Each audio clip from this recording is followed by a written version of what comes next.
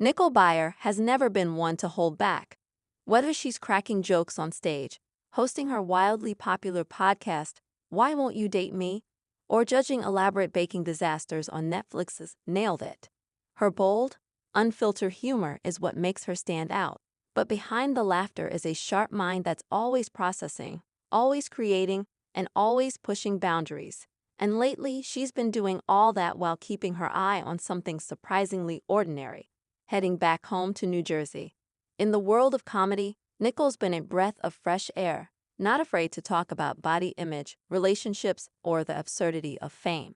Her comedy doesn't just aim for laughs, it cracks open topics many shy away from.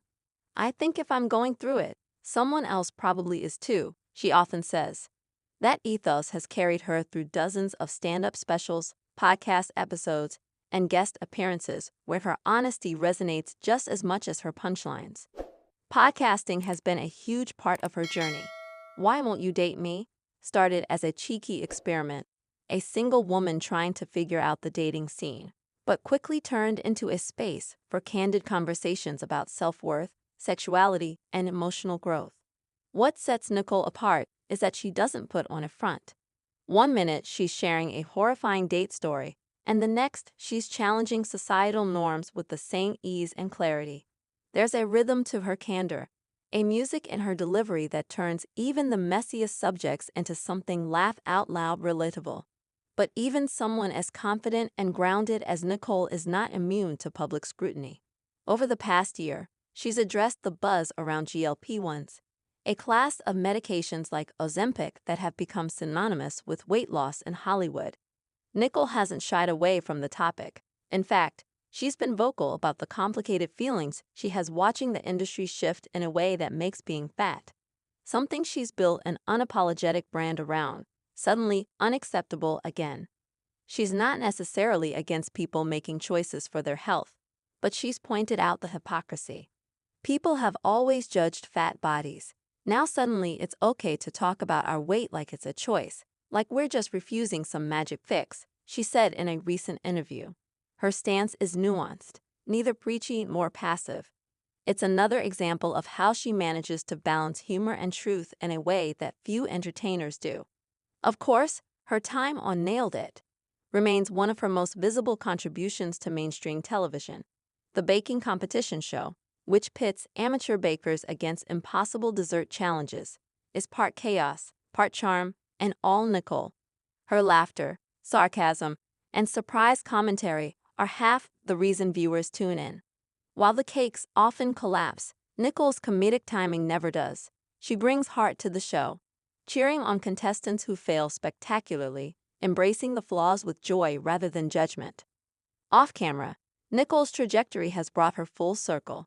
After years of living in Los Angeles, chasing auditions, booking gigs, and building a following, she's finding comfort in the idea of home, not just metaphorically, but literally. A return to New Jersey, where she grew up, is on the horizon. It's not so much a retreat as it is a realignment. She's still working, still performing, but something about being closer to family, to her roots, feels right. It's not hard to see why. The comedy world is fast-paced, demanding, and often lonely. Fame doesn't come with built-in intimacy. For someone who's built a career on vulnerability and realness, being surrounded by people who knew her long before the Netflix deals and red carpets might just be the most grounding move she could make. Even with everything going on, the industry shifts, the podcasting growth, her honest critiques of body politics, Nicole doesn't seem tired. If anything, she seems clearer about what she wants, what matters, and how she wants to spend her time. "I love working," she says, "but I also love knowing I can say no, that I can be still." There's a rare kind of power in that, the ability to hold space for your own needs in an industry that's always asking for more. Nicole's never been afraid to be different, but now she's embracing something even more radical: being content. Her comedy continues to evolve, still bold, still boundary-pushing, but with a kind of grace that comes from lived experience. She's not trying to prove herself anymore. She's trying to connect, to laugh, and to keep creating in ways that feel honest. Whether she's talking dating fails, weight politics, or the horror of fondant, Nicole Byer remains undeniably herself. And maybe that's what makes her stand out the most. In a world of reinvention, Nicole's superpower might just be that she's always been exactly who she says she is.